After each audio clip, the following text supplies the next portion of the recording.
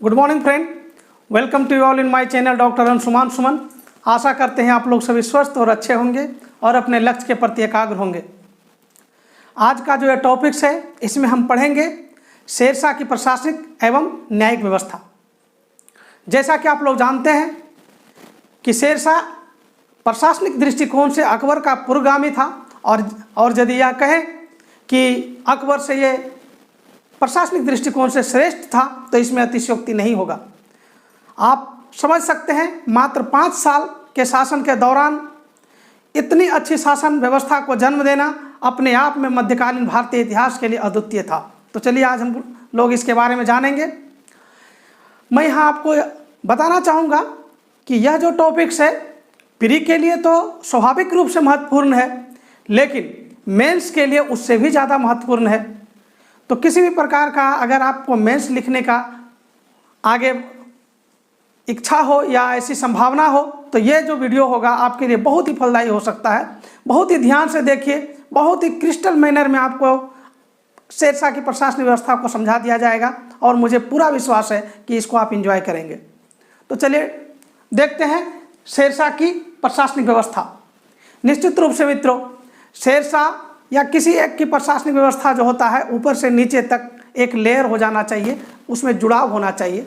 और शेरशाह की प्रशासनिक व्यवस्था भी केंद्र से लेकर के गांव तक एक चेन में बंधा हुआ था और वह कैसे बंधा हुआ था उसको हम बारी बारी से देखेंगे। इसलिए सबसे पहले हम केंद्रीय प्रशासन को देखेंगे, उसके बाद हम प्रांतीय प्रशासन को देखेंगे और उसके बाद उसके नीचे जो सरकार है, सरकार की शासन व्यवस्था किस प्रकार से चलता था और उसके नीचे जो यूनिट था जिसका नाम परगना था उसकी शासन व्यवस्था क्या थी और अंत में हम देखेंगे कि गांव की शासन व्यवस्था क्या था। ठीक है, तो चलते हैं। सबसे पहले हम देखेंगे कि केंद्रीय प्रशासन क्या था। यहाँ पे आप देखेंगे कि शेरशाह का जो केंद्रीय प्रशासन था वो बहुत ही केंद्रीकृत था। ये दिल्ली सुल्तान के भांति ही निरंकुश शासक था। आपको मैं यहाँ पे क्लैरिफाई कर दूं, निरंकुश का अर्थ होता है कि सुल्तान पर किसी भी प्रकार का अंकुश मंत्रियों द्वारा नहीं लगाया जा सकता है। और शेरशाह के संदर्भ में तो कुछ विशेष ही था। शेरशाह का कहना, शेरशाह के समय में अगर यह कहें कि सम्राट जो था सब कुछ था, मंत्री सिर्फ काम करते थे, उनका कोई अपना नया विजन नहीं हो सकता था, वो सिर्फ इम्प्लीमेंट ही कर सकता था, अर्थात वो सिर्फ लागू कर सकता था। इसलिए हम कह सकते हैं कि शेरशाह का जो शासन व्यवस्था था वो निरंकुश के साथ केंद्रीयकृत था, अर्थात यहाँ यह भी कह सकते हैं कि यह अति केंद्रीयकृत था, क्योंकि यहाँ पे मंत्रियों को कोई भी स्वतंत्रता नहीं था शेरशाह के शासनकाल में। और निश्चित रूप से आप यह देख लीजिए, निरंकुश और केंद्रीयकृत होने के बावजूद शेरशाह का शासन व्यवस्था कल्याणकारी एवं परोपकारी था। यह अद्वितीय उदाहरण है। ठीक है, तो ये देखिए किस प्रकार से शेरशाह ने सामंजस्य स्थापित किया कि इतना अति केंद्रीयकृत प्रशासन होने के बावजूद भी कल्याणकारी साबित हुआ। इसीलिए इसका आगे हम लोग पढ़ेंगे कि शेरशाह के कल्याणकारी कार्य क्या है अगले वीडियो में, वो भी मेंस के लिए बहुत इंपॉर्टेंट है। तो चलिए हम लोग देखें अब केंद्रीय प्रशासन को चलाने के लिए इनके पास 4 मुख्य विभाग थे। 4 मुख्य विभाग कौन कौन थे आप देखिए। पहला था दीवाने वजारत और दूसरा था दीवाने आरिज और तीसरा था दीवाने रसातल और चौथा था दीवाने इंसा। यही 4 मुख्य था। आप फॉर्मेट है मित्रों, आप इस फॉर्मेट में आप मेंस लिख सकते हैं। बहुत सुंदर फॉर्मेट है और कम शब्दों में ज़्यादा चीज़ आप समझा सकते हैं। तो ये देखिए, दीवाने वजारत के नीचे मैं लिखा हूँ लगान एवं अर्थव्यवस्था। इसका मतलब लगान एवं अर्थव्यवस्था, वित्त से संबंधित हर चीज़ का प्रधान जो होता था दीवाने वजारत होता था। ये बहुत ही प्रमुख मंत्री होता था। ठीक है, उसके बाद आता है दीवाने आरिज। दीवाने आरिज जो था सेना का प्रधान होता था, यानी सैन्य प्रधान होता था। ठीक है, उसी प्रकार से दीवाने रसातल जो विदेश मंत्री के रूप में होता था। आज का जो विदेश मंत्री का काम है वो उस समय दीवाने रसातल के अधीन होता था। ठीक है, और अब आइए दीवाने इंसा। दीवाने इंसा बहुत ही अद्वितीय प्रकार का मिनिस्ट्री होता था कि उस समय जो है आज के जैसा डिजिटल दौर नहीं था, तो मौखिक रूप से जो सुल्तान बोलते थे उसको लिपिबद्ध करता था, वो विभाग था दीवाने इंसा। ठीक है, तो दीवाने इंसा जो था आदेशों के लेखबद्ध करने वाला यह प्रधान था। ठीक है, तो इस प्रकार से ये 4 जो है प्रमुख मंत्री जो कह सकते हैं कि बैकबोन ऑफ द एडमिनिस्ट्रेशन था शेरशाह का। ठीक है, इसी बैकबोन ऑफ एडमिनिस्ट्रेशन के आधार पर शेरशाह का प्रशासन चलता था। ठीक है, यहाँ पे ये बता दूँ, ये जो टॉपिक्स आपको कवर कर रहा हूँ ये नेट के लिए भी उपयोगी साबित होगा। ठीक है, नेक्स्ट में देखिए, ये 4 मुख्यमंत्री के अलावा वहाँ 2 अन्य मुख्यमंत्री भी थे जिसकी बहुत ही ज़्यादा समाज में प्रतिष्ठा था और उसका बहुत अच्छा काम होता था, जैसे कि दीवाने काजी। क्या था? दीवाने काजी। दीवाने काजी का अर्थ होता था कि मुख्य न्यायाधीश। न्याय के क्षेत्र में ये सर्वप्रमुख होता था, लेकिन सुल्तान के बाद, क्योंकि मैं ऐसा पहले ही बोल दिया, ये सुल्तान जो है निरंकुश था और ये केंद्रीयकृत था, इसीलिए ये मुख्य न्यायाधीश कहने का तो था, लेकिन ये सुल्तान के अधीन था। ठीक है, उसके बाद था दीवाने बरीद, गुप्तचर व्यवस्था। गुप्तचर व्यवस्था का जो प्रधान होता था उसको दीवाने बरीद कहा जाता था। तो इस प्रकार से हमने 4 प्रमुख मंत्री और उसके अलावा 2 मंत्री का चर्चा किया। तो यहाँ पे ये 6 मंत्री जो बहुत इंपॉर्टेंट थे केंद्रीय प्रशासन में। यहाँ पे अगर ऑब्जेक्टिव के हिसाब से आपको यह भी क्वेश्चन में पूछा जा सकता है कि निम्न में से केंद्रीय मंत्री कौन नहीं थे, तो ये 3 रहेंगे, चौथा कहीं परगना का दे देगा। तो ये मंत्री का नाम भी याद रखना है कि कौन केंद्रीय में था और कौन सरकार लेवल पर था, या प्रांत लेवल पर था, या परगना लेवल पर था। तो ये आपको मैं इसलिए बता दे रहा हूँ कि ये समझ में आना चाहिए कि कौन सा मंत्री, अभी जैसे हम लोग सोचते हैं ना कि कौन सा कैबिनेट मिनिस्टर है, उसी प्रकार से आप समझिए कि ये जस्ट लाइक कैबिनेट मिनिस्टर था। ठीक है, तो आप समझ गए केंद्रीय प्रशासन। अब देखिए आगे का प्रशासन को समझने के लिए आप समझ लीजिए कि ये जो साम्राज्य था, तो सबसे पहले ये टूटा हुआ था प्रांत में। प्रांत को इक्ता भी कहा जाता था और प्रांत को सूबा भी कहा जाता था। और शेरशाह के समय में 47 प्रांत की चर्चा है, लेकिन मैं यहाँ आवश्यक रूप से आपको बताना चाहूँगा कि शेरशाह के समय में प्रांतीय शासन व्यवस्था का स्पष्ट स्वरूप देखने के लिए नहीं मिलता है, अर्थात प्रांतीय शासन व्यवस्था की स्पष्टता में अभाव है। लेकिन इसकी चर्चा है कि शेरशाह के समय में कुल कितने कितने प्रांत थे, तो 47 प्रांत थे। ठीक है मित्रों, और उसके बाद प्रांत के बाद आप देखेंगे उसके नीचे था सरकार। ठीक है, और शेरशाह के समय में कितने सरकारें थी, तो 66 सरकारें थी। इसके नीचे आता है परगना। ठीक है, और उसके नीचे आता है गाँव। तो हम लोग ने अभी केंद्रीय प्रशासन पढ़ लिया और प्रांत के बारे में पढ़ लिया। ये प्रांत जो है आप दिल्ली सल्तनत में जो पढ़े हैं इक्ता, ठीक है, तो जस्ट जो है ये इक्ता के जैसा ही था प्रांत, और इसको सूबा भी कहते हैं।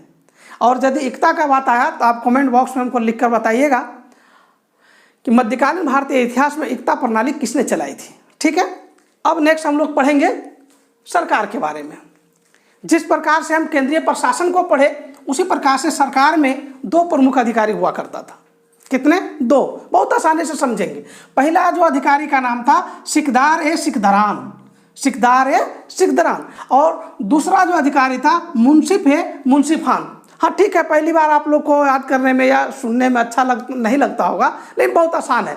हम आपको समझाते हैं कि प्रशासन का मूल रूप से 2 ही तरीका है, 2 ही चीज़ के लिए प्रशासन हम लोग करते हैं। एक तो फौजदारी कानून के लिए और दूसरा दीवानी कानून के लिए। तो यहाँ देखिए जो सिकदार-ए-सिकदरान था, तो ये जो था ये जनरल एडमिनिस्ट्रेशन देखता था, क्रिमिनल जस्टिस देखता था। इसका मतलब ये जो विभाग था फौजदारी कानून को देखने वाला विभाग था।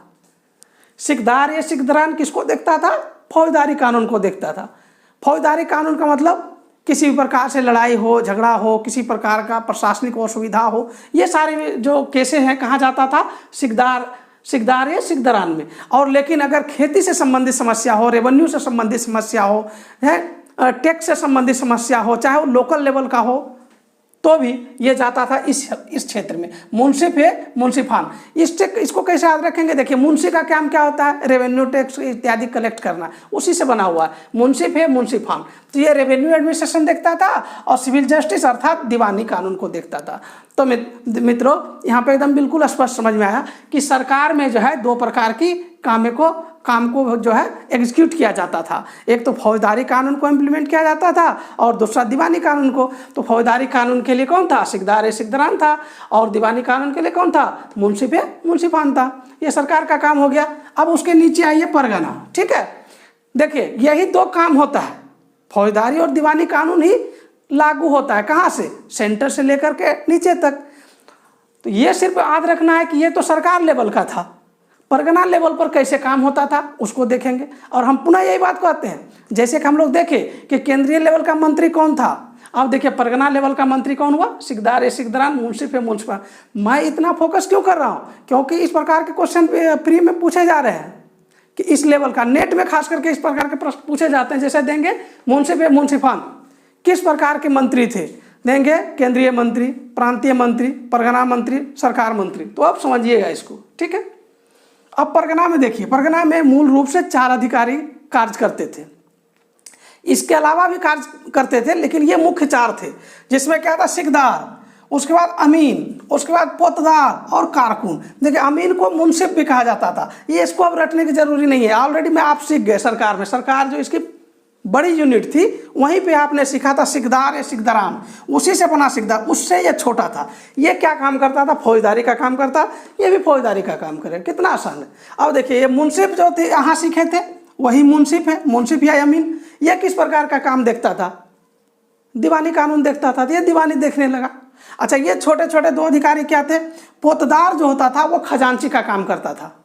खजांची मतलब खजाना को इकट्ठा करना, रेवेन्यू को जोड़ना और अच्छे से उसको संचित करना, यही काम था पोतदार का, ठीक है। और पोतदार का एक काम क्या था कि कारकुन के देखभाल, कारकुन जो लिखता था, जो कारकुन अर्थात लिपिक, जो क्लर्क आप कह सकते हैं, जो क्लर्क था, क्लर्क जो काम करता था उसका ये निरीक्षण भी करता था और ये अपना काम भी करता था, खजाने को अच्छा से रखता था। तो कितना आसान है। परगना में कितने अधिकारी हम बताए, 4 अधिकारी। 4 अधिकारी में एक सिकदार, मुंसिफ जिसको हम लोग अमीन कह सकते हैं, पोतदार और कारकुन, हो गया खत्म। अब आइए उसके सबसे नीचे क्या हुआ, गांव हुआ। गांव में क्या है, गांव सबसे छोटी इकाई थी, स्वाभाविक रूप से सबसे बड़ी इकाई केंद्र था और सबसे छोटी इकाई हो गया गांव। गांव में जो हेड होता था उसको मुखिया, मुखिया को मुकदम भी कहा जाता था। ये क्वेश्चन यूपीएससी में पूछा गया है कि मध्यकालीन भारतीय इतिहास में मुखिया को क्या कहा जाता था, तो मुकदम कहा जाता था और अंग्रेजी में उसको हेडमैन कहते हैं, ठीक है। और यहाँ पे गांव लेवल पर एक अधिकारी कार्य करता था जिसका नाम था पटवारी। तो यहाँ मैं इसलिए बताया कि सारे लेवल का जो अधिकारी है उसको थोड़ा अलग अलग करके दिमाग में एडजस्ट करिए, क्योंकि हो सकता है इस प्रकार का क्वेश्चन पूछा जाए, क्योंकि ऑलरेडी पूछ चुका है, तो ऐसे प्रश्न आगे भी बनेंगे, पूछा जाएगा, ठीक है। तो पटवारी किस लेवल का हुआ, गाँव लेवल का अधिकारी हुआ। तो इस प्रकार से आप लोग देख लिए कि शेरशाह का जो प्रशासनिक व्यवस्था था बहुत आसानी से हम लोग सीख लिए। केंद्रीय प्रशासन में पढ़े 6 मंत्री, उसके बाद प्रांतीय प्रशासन में पढ़े हम कि शेरशाह के समय में जो है प्रांतीय प्रशासन का स्पष्ट वर्णन का अभाव है, और साथ ही हम लोग सरकार के बारे में पढ़े, परगना और गांव के बारे में पढ़ लिए। अब हम लोग न्याय के बारे में जरा बात करें कि किस प्रकार से न्यायिक व्यवस्था था शेरशाह का।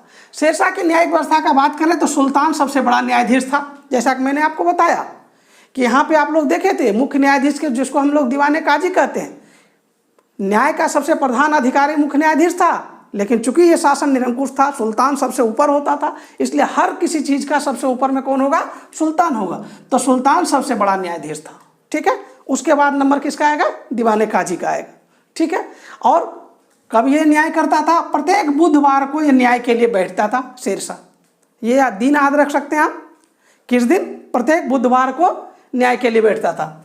और शेरशाह के नज़र में शेरशाह खुद यह बात कहते थे कि न्याय सभी धार्मिक क्रियाओं में सर्वोत्तम है। चाहे कोई भी धार्मिक क्रिया कर लें, उसमें सबसे बेहतर काम जो है न्याय है। न्याय करना जो है धार्मिक क्रियाओं से भी ज़्यादा बेहतर है। तो सोच सकते हैं कि शेरशाह के मन में न्याय के प्रति कितनी श्रद्धा था, ठीक है। नेक्स्ट आप देखें, वही सी बात आएगा, न्याय कैसे मिलता था सरकार लेवल पर, जो कि आपने यहाँ पढ़ा था। सरकार लेवल पर न्याय इसी से मिलता था, सिकदार है सिकदरान से, जो कि फौजदारी देखता था, और मुंसिफ है मुंसिफान, जो कि दीवानी देखता था, ठीक। वही परगना लेवल पर कौन देखता था न्याय, तो अमीन देखता था, जो कि हमने आप यहाँ अमीन भी देखता था, और उसके बाद आप ये कह सकते हैं सिकदार देखता था, ठीक है। उसी प्रकार से गांव का न्याय कौन देखेगा, मुखिया या मुकद्दम देखेगा। तो न्यायिक व्यवस्था भी जो आप ये प्रशासनिक व्यवस्था का यदि आप हेरारकी समझ में आया, तो ये न्यायिक व्यवस्था का भी हेरारकी आपको समझ में आएगा, वही लोग इम्प्लीमेंट करता था, ठीक है। नेक्स्ट आप देखेंगे किस पर यहाँ जो अपराध होते थे, ऐसा नहीं था कि किसी एक अपराध के लिए सभी अपराध के लिए एक ही दंड थे। अपराधों की प्रकृति को देख करके उसको सजा दिया जाता था। और सजा किस प्रकार का था, जैसे कैद की सज़ा मिलता था, कोड़ा मारने की सज़ा था, हाथ पैर काट देने की सज़ा तक होता था, जुर्माना लगता था, फांसी इत्यादि भी इसके समय में हो सकता था। आपको मैं यहाँ बताऊं कि शेरशाह के समय में प्रशासनिक एवं न्यायिक व्यवस्था इतनी दुरुस्त थी कि किसी को इतना हिम्मत नहीं होता था कि शांति व्यवस्था को वो भंग कर सके, चलते हुए व्यापारी की चीज़ों को लूट सके। नेक्स्ट जब हम वाणिज्य एवं व्यापार बताएंगे तब हम बताएंगे कि किस प्रकार से यहाँ विदेशी व्यापारी भी काफ़ी सुरक्षित होते थे। ठीक है, तो आज का जो हमने वीडियो में कवर किया है शेरशाह की प्रशासनिक व्यवस्था और न्यायिक व्यवस्था, मुझे पूरा भरोसा है कि आप लोग को बहुत बढ़िया से समझ में आ गया होगा। इसी तरह मेरे साथ बने रहिए। Thank you very much.